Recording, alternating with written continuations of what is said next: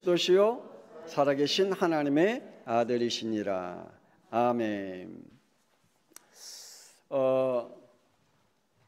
이렇게 어떤 사람들이 자기의 나로 전문성을 위해서 공부하는 사람이라든지, 그래서 전문학교를 다니시는 그러한 분, 혹은 대학교에서 자기 나름대로의 전공을 공부하시는 분들이 있습니다.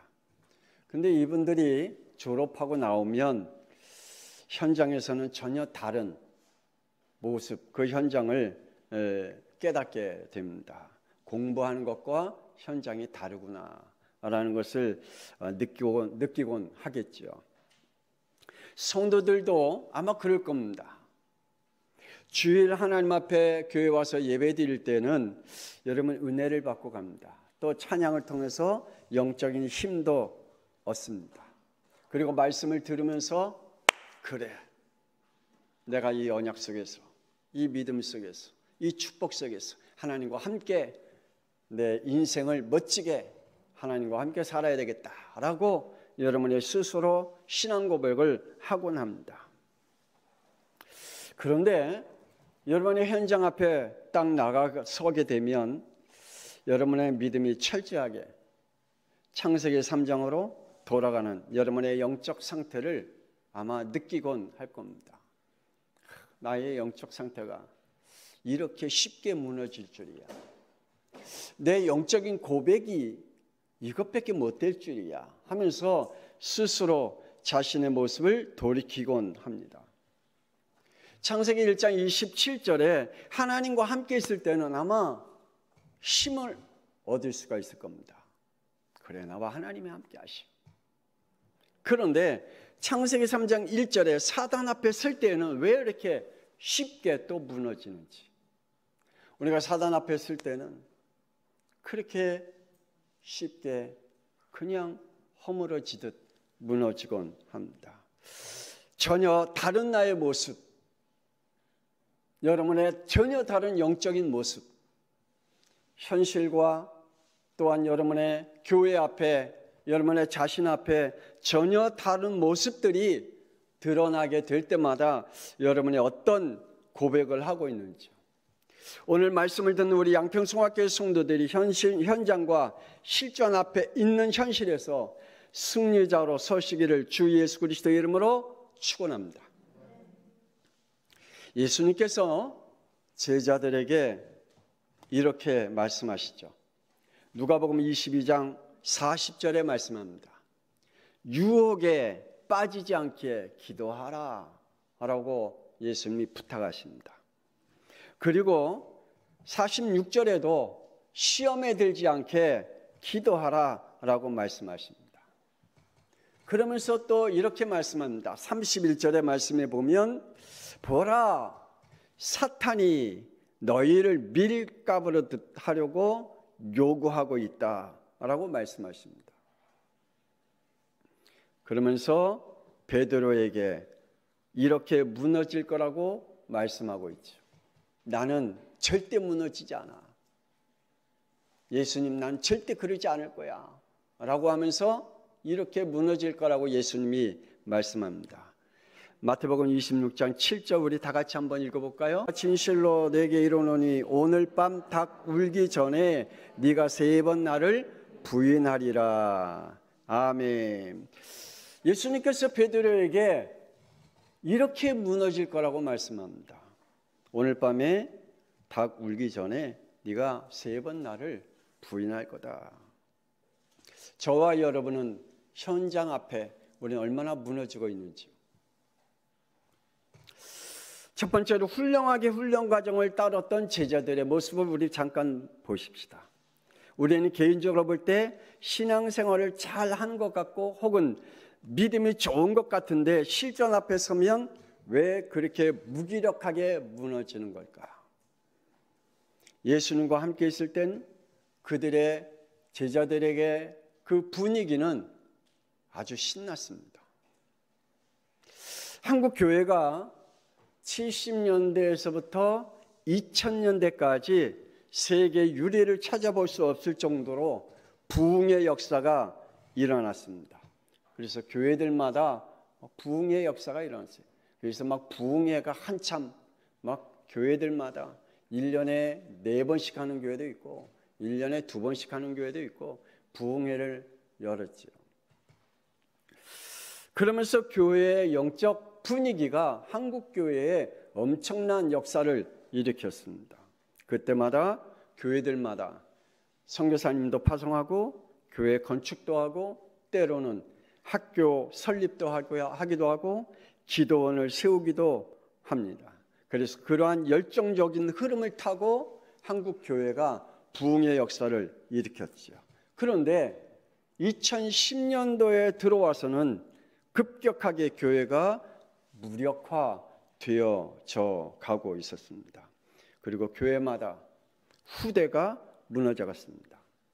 그리고 2019년도에 코로나19라는 세계적인 전염병으로 인해서 국가에 어려움을 올 뿐만 아니라 세계에 어려움을 오고 혹은 국가에서 교회 문을 닫는 국가법을 만들어 놓고 이러한 일들이 벌어졌습니다.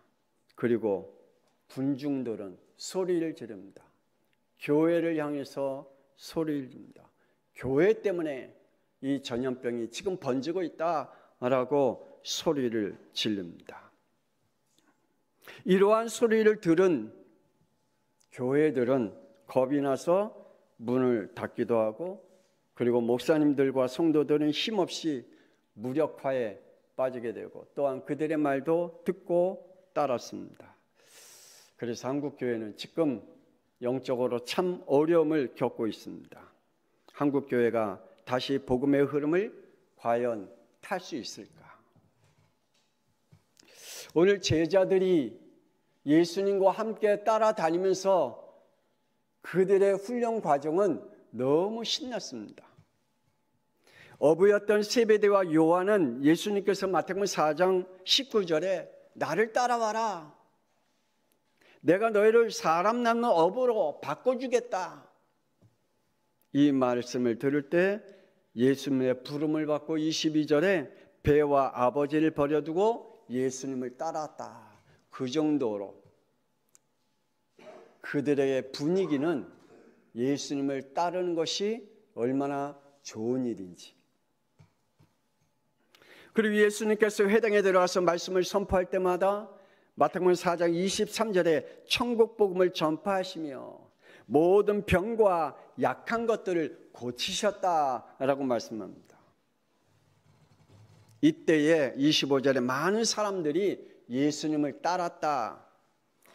그리고 이 모습을 본 제자들이 얼마나 신나했을까.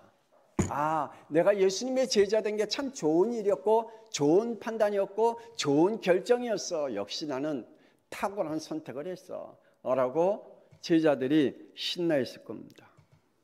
예수님께서 제자들을 보내면서 마태복음 10장 1절에 더러운 귀신을 쫓아내며 모든 병과 모든 약한 것을 고치는 권능을 주셨다. 그래서 제자들이 현장에 갈 때마다 그리스도의 선포를 할 때마다 흑암이 무너지고 질병이 치유되어지는 응답들을 누리게 되어 있습니다. 누가복음 10장 1절에 70인을 세워 각 동네와 각 지역에 둘씩 보내서 그 지역의 흑암을 맞춰 꺾는 일들을 일으켰습니다. 얼마나 신났겠습니까?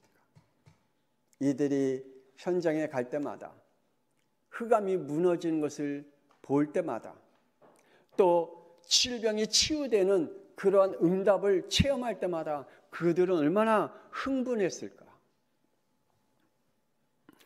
그리고 17절에 그들이 가는 곳마다 그리스도의 이름을 선포할 때 귀신이 떠나갔다 그랬습니다. 그리고 19절에 뱀과 정갈을 밟으며 원수의 모든 능력을 재현할 권능도 주셨다라고 말씀합니다. 그러니 그들은 얼마나 신났을까. 그들의 신앙생활하는 그 자체가, 아니 예수님의 제자가 된 그 자체가 그들은 자기 스스로 볼 때 놀라운 일이야 라고 아마 생각하고 있었겠죠. 그리고 예수님께서 마태복음 16장 13절에 제자들에게 이렇게 말합니다. 사람들이 나를 누구로 여기느냐. 그들의 생각들, 그들의 믿음, 그들이 갖고 있는 사상, 그들이 갖고 있는 학설, 그들이 갖고 있는 모든 것들을 한번 조사해봐라 라고 예수님께서 제자들을 향해서 앙케이트 조사할 때 이 제자들이 그 앙케이트 조사하면서 사람들 앞에 얼마나 목에 힘을 주면서 조사했겠어요. 야, 예수님께서 이 조사를 당신 신앙이 뭐야? 당신의 신앙 고백이 뭐야? 당신의 믿음이 뭐야? 라고 신앙 고백할 때마다 이 제자들이 얼마나 그 재미있게 그 앙케이트 조사에 일을 해 나갔을까요? 이 정도로 예수님과 함께 있을 때 벌어진 일들을 통해서 신나했습니다. 그리고 그들은 치유를 받고 다 회복한 것으로 생각해 갔겠죠. 지금도 사람들은 이렇게 생각합니다. 목사님들이나 선교사님들이나 장로님들이나 권사님들이나 교회에 다니면 다 치유받고 거룩한 사람이라고 생각할 겁니다. 아니죠. 그래서 사람들은 목사님이 왜 저 따위야? 장로님이 왜 저 따위야? 권사님이 왜 저 따위야? 집사님이 왜 저 따위야? 라고 얘기하죠. 우리는 다 치유받지 않았습니다. 그들의 현실 앞에서는 창세기 3장 8절에 어떠한 일을 할 때마다 하나님의 낯을 피하고 도망가는 사람들도 많이 있지요. 어떠한 사람은 창세기 3장 12절에 어떠한 일을 벌어질 때마다 남의 탓만 열심히 하는 사람이 있을 거예요. 하나님이 아담에게 너 왜 그러냐? 아내 때문에요. 아내는 왜 그러냐? 뱀 때문에요. 남의 탓만 열심히 하는 그러한 신앙의 고백을 하게 됩니다. 창세기 4장 7절에 죄 앞에 설 때에는 그 죄를 이길 힘이 없어요. 그래서 결국 창세기 4장 7절에 죄를 짓고 맙니다. 여러분은 어떤가요? 여러분 앞에 죄가 문 앞에 서 있을 때 그 죄를 이길 수 있는 힘이 있나요? 그리고 9절에 그 죄를 지었을 때에 회개할 마음이 전혀 없습니다. 죄를 숨기려고 핑계를 댑니다. 내가 아우를 지키는 자이니까 내가 어쩌다 보니 이렇게 됐습니다 라고 핑계만 열심히 댑니다. 이것이 우리의 실전 앞에 패배자의 모습인 것을 우리는 알게 됩니다. 솔로몬이 다윗을 이어 왕상 1장 35절에 보니 왕위에 올랐습니다. 그리고 그가 왕위에 오른 이후에 하나님 앞에 이렇게 기도하죠. 열왕기상 3장 9절에 지혜를 구합니다. 하나님, 내가 백성들을 다스릴 수 있는 지혜를 달라고 하나님 앞에 지혜를 구하죠. 그리고 하나님께서 열왕기상 3장 12절에 지혜와 총명한 마음을 주셨다라고 말씀하셨거든요. 그래서 그 마음속에 지혜를 뿐만 아니라 총명한 마음까지 주셨다. 그리고 그에게 일이 일어났습니다. 죽은 아기의 두 엄마가 서로 다르다고 얘기를 합니다. 그때 열왕기상 1장 28절에 지혜로운 판결을 내리게 됩니다. 그리고 그는 열왕기상 6장 38절에 38년간 7년간 성전을 짓습니다. 그리고 열왕기상 10장 23절에 재산과 지혜가 어느 왕보다 더 많았다라고 하나님은 성경 말씀해 주고 있습니다. 그런데 왜 제가 이러한 이야기를 합니까? 문제가 생겼습니다. 이것들이 축복이었으면 참 좋겠는데 이것들이 솔로몬에게 재앙이 되어버렸네요. 하나님께로부터 받은 그 은혜와 그 축복들이 축복으로 이어가면 참 좋겠는데 그것이 재앙이 되어버린다면, 솔로몬은 그것이 재앙이 되어버렸습니다. 그래서 열왕기상 11장 3절에 후궁이 몇 명이라고요? 700명. 첩이 몇 명이라고요? 300명. 그리고 열왕기상 11장 4절에 그들의 신들을 섬기게 하였다. 이 후궁과 첩들이 가지고 오는 이 신들을 예루살렘에다가 그들이 나름대로의 그 섬길 수 있는 공간을 만들어 주었다라고 말하고 있습니다. 그리고 열왕기상 11장 6절에 솔로몬이 여호와의 눈앞에서 악을 행하여 그의 아버지 다윗이 여호와를 따름같이 아니하였다. 다윗의 믿음과 언약을 버린 솔로몬이 되어졌다. 하나님을 떠나게 되었다. 그래서 9절의 말씀에 보면 솔로몬이 마음을 돌려 이스라엘의 하나님 여호와를 떠났다라고 말씀합니다. 하나님께로부터 얻은 지혜, 하나님께로부터 받은 총명한 마음, 하나님께로부터 얻은 많은 재산들, 그것이 축복이 아니라 재앙이 되어버렸어요. 모든 사람들이 그리워한 성전까지 지었는데도 불구하고 그것이 그에게는 왜 재앙이 되어졌을까?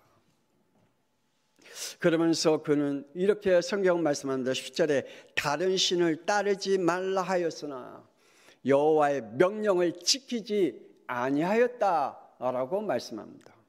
결국 솔로몬은 다른 신까지 섬기는 영적인 죄를 범하게 된 것을 봅니다. 어때요?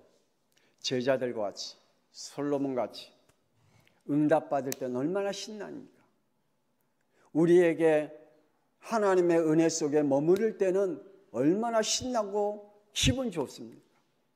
마음에 흥분되죠. 근데 실전에서는 철저한 실패자가 됩니다. 현실 문제 앞에 설 때 저와 여러분은 어떤 모습으로 씁니까? 이스라엘 백성들이 애굽에서 열장을 일으킬 때마다 한편으로는 두려움도 있었고 때로는 한편으로 통쾌함도 있었을 겁니다. 이스라엘 백성들이 승리하고 그리고 애굽 사람들이 그 무너지는 모습들을 보면서 한편으로는 통쾌했겠죠. 그리고 출애굽할 때 출애굽 12장 36절에 400년 노예의 품삯을 가지고 나왔다라고 말씀합니다. 그렇게 신나게 나왔습니다. 그랬던 이스라엘 백성들은 출애굽기 14장 11절에 드디어 그들 앞에 뭐가 문제가 되느냐? 홍해 앞에 섰습니다. 그리고 뒤에는 애국 군대가 몰려왔습니다. 두려움이 임했겠지요. 그리고 출애굽기 16장 3절에 드디어 그들에게는 먹을 것을 이제 구하게 됩니다. 우리가 애굽에 있을 때는 고기도 먹었는데 광야의 길을 가니까 고기도 못 먹는다. 우리에게 고기도 달라라고 먹는 문제에 걸려 들었습니다. 그리고 출애굽기 17장 2절에 가다 보니 물이 없습니다. 그래서 우리에게 우리의 먹을 물과 우리의 짐승들에게 줄 물을 달라라고 그들은 요구합니다. 그리고 출애굽기 32장 4절에 지도자 모세가 시내산에 올라가 기도하고 있었습니다. 그걸 참지 못하고 이스라엘 백성들은 금송아지를 만드는 우상 앞에 서게 되었습니다. 완전 실패자로 전락하게 되었죠. 우리는 어떻습니까? 저와 여러분은 지금 우리의 현실 앞에 어떤 문제들이 올 때 그 문제들을 복음으로 무너뜨릴 수 있는 힘이 있는지요? 아니면 이스라엘 백성들 같이 솔로몬 같이 무기력하게 우리의 현실 앞에 무너지는 실패자로 살아가고 있는지. 사울 왕은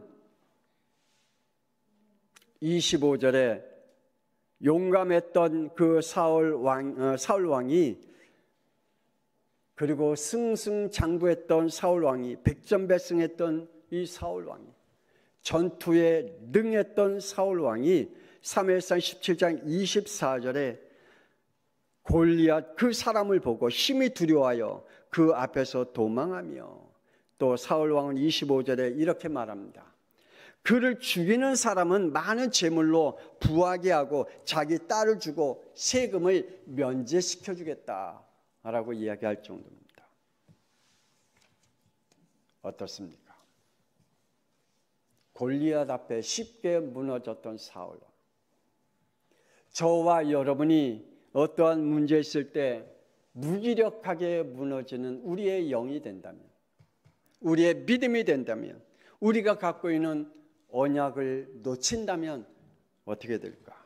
심지어는 우리의 입속에서 우리의 그 현장 앞에 그리스도의 이름을 선포할 수 없는 그러한 존재가 되어진다면,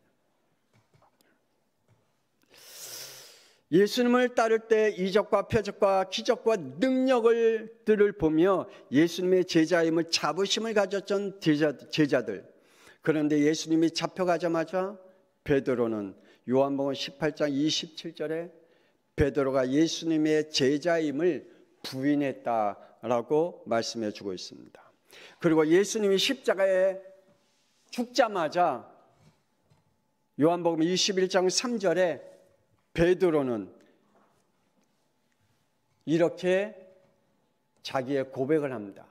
나는 어부니까 고기 잡으러 가련다. 그러니까 같이 어부 생활했던 제자들도 나도 같이 고기 잡으러 가련다. 자기의 원래의 직업으로 돌아가는 실패자가 되었습니다. 예수님께서 분명히 그들에게 말씀했습니다. 유혹에 빠지지 않도록 기도하라. 시험에 들지 않게 기도하라. 보라, 너희 앞에 사탄이 밀가루듯 너희 앞에 있다 라고 예수님이 경고했지만 그들은 그들의 현실 앞에 이렇게 무너지고 말았습니다. 오늘 말씀을 듣는 하나님의 성도, 하나님의 백성들, 오늘 말씀을 듣고 여러분의 영혼이 내가 현장 앞에 이렇게 무너지지 않겠다라고 여러분의 영적 고백이 일어나길 주 예수 그리스도 이름으로 축복합니다. 완전한 실패자가 되어지지 말아야 되겠습니다. 가인은 창세기 4장 3절 거짓된 복음을 붙잡고 있다가 16절에 하나님을 떠나는 완전 실패자가 되었습니다. 하나님을 완전히 떠났습니다. 다시 회복할 수 없는 자가 되었습니다. 사도행전 15장 39절에 바울과 다투어 마가를 데리고 떠난 바나바는 하나님이신 그 사역에 완전 실패자가 되었습니다. 마태복음 19장 22절에 부자 청년은 돈을 사랑함으로 완전 실패자가 되어서 예수님을 떠났습니다. 디모데후서 4장 10절에 데마와 그레스도와 디도는 세상을 사랑함으로 완전히 실패자가 되었던 것을 우리는 성경을 통해서 말씀을 확인할 수가 있습니다. 저와 여러분은요, 비록 우리가 우리의 현실 앞에 실패는 할 수 있으나 완전 실패자가 되지 않기를 주 예수 그리스도 이름으로 축복합니다. 마지막으로 실전에서 승리하는 비결을 우리는 가져야 되겠죠. 빌립보서 4장 13절에 이렇게 말씀합니다. 내게 능력 주시는 자 안에서 내가 모든 것을 할 수 있느니라. 아멘. 이렇게 우리에게 말씀합니다. 그분으로 내 안에 창세기 3장의 저주와 재앙을 꺾는 그리스도의 비밀을 가지시기를 주 예수 그리스도 이름으로 축복합니다. 예수가 그리스도이심을 고백하고 여러분의 현장에서 확인하시기를 바랍니다. 이스라엘 백성들의 애굽 열장으로 400년의 노예, 그리고 광야의 40년의 길, 가나안 정복의 그 유일한 비밀은 딱 한 가지였잖아요. 출애굽기 3장 18절 피복음입니다. 이거 가지고 애굽에 출애굽했고 이 피복음 가지고 광야에 40년을 길을 걸었고 이 피복음을 가지고 가나안 땅을 정복하지 않았습니까? 그렇다면 저와 여러분은 예수가 그리스도라는 이 복음을 가지고, 그리고 나는 하나님의 자녀와 신분의 권세를 가지고 여러분의 현장에 있는 모든 문제들을 정복해 나가는 하나님의 자녀가 되어지길 주 예수 그리스도의 이름으로 축복합니다. 이스라엘 백성들이 출애굽과 광야의 길과 가나안의 정복의 길은 순종이냐 불순종이냐? 오늘 저와 여러분이 예수 그리스도의 이름의 권세를 가지고 있는 저와 여러분이 그 이름에 순종하느냐 불순종하느냐? 초대교회 성도들은 핍박과 박해를 당하며 히브리서 11장 38절에 그들은 광야와 산과 동굴과 토굴에서 유리했다 그랬습니다. 이렇게 살아도 후대 앞에 떳떳하게 보일 수 있는 승리의 비결은 오직 하나입니다. 그들이 가지고 있는 것, 예수는 나의 그리스도다. 예수님께서 나의 죄의 문제와 지옥의 문제와 사탄의 문제를 해결하신 참 선지자요, 참 제사장이요, 참 왕이신 나의 그리스도다 라는 그 언약을 가지고 내가 어떻게 살든 내게 주어진 하나님의 그 현장 속에서 실패자로 살아가지 않았던 것을 우리는 확인합니다. 오직 말씀과 성령 충만으로 승리하기를 주 예수 그리스도 이름으로 축복합니다. 디모데후서 3장 15절 모든 성경은 하나님의 감동으로 된 것으로 교훈과 책망과 바르게 함과 의에 교육하기에 유익한다 그랬습니다. 성경의 유일성. 히브리서 4장 14절에 하나님의 말씀은 살아있고 활력이 있어 좌우의 날선 어떤 것보다 예리하여 혼과 영과 및 관절과 골수를 찔러 쪼개기까지 하며 또 마음의 생각의 뜻을 판단하나니 말씀의 능력입니다. 계시록 1장 3절에 이 예언의 말씀을 읽는 자와 듣는 자와 그 가운데 지키는 자에게는 복이 있나니 때가 가까웁니다. 말씀의 복입니다. 오늘 저와 여러분이 승리할 수 있는 것은 성경의 유일성 믿으시기를 바랍니다. 하나님의 말씀의 능력을 믿으시기를 바랍니다. 그래서 여러분의 말씀에 있는 복을 받으시기를 바랍니다. 그래서 사도행전 1장 8절에 오직 성령 충만으로 나의 영적 문제와 세상 창세기 3장의 원죄의 죄와 저주와 재앙과 지옥의 권세를 정복하는 저와 여러분 되어지기를 주 예수 그리스도 이름으로 축복합니다. 하나님 감사합니다. 늘 실패자가 되지 않게 하여 주옵소서. 또한 어떤 우리에게 응답이 온다고 해서 그 응답 때문에 흥분하는 자가 되지 않게 하여 주옵소서. 우리에게 일단 오는 그 모든 문제 속에 예수 그리스도의 언약을 붙잡고 그 이름을 선포하는 자가 되게 하여 주옵소서. 그래서 하나님께서 우리를 통해서 하시고자 하는 하나님의 일들과 계획들이 성취되는 자로 하나님이 축복하여 주옵소서.